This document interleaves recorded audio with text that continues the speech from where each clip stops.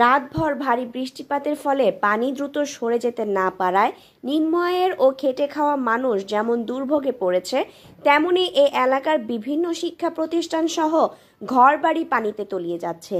শহরের জলাবদ্ধতা নিরসনে বাস্তবায়িত বিভিন্ন প্রকল্পে গত ৬ বছরে খুলনা সিটি কর্পোরেশন কেসিসি খরচ করেছে ৫২৩ কোটি টাকা। এই সময়ের মধ্যে পুনর্নির্মিত হয়েছে ১০৪টি ড্রেন, সংস্কার চলছে আরও ৪২টির, পুনঃখনন করা হয়েছে ময়ূরনদ সহ ৭টি খাল।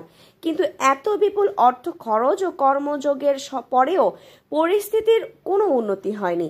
গত শুক্রবার বিকেল ৪টা থেকে শুরু হওয়া এই বৃষ্টি এক নাগাড়ে চলছে আজও রবিবার সারাদিন। আবহাওয়া অফিসের দেওয়া তথ্য বলছে এ সময়ের মধ্যে খুলনায় মোট বৃষ্টিপাত হয়েছে ৮৫ মিলিমিটার। তানিশা খান, প্রবাহ নিউজ ডেস্ক।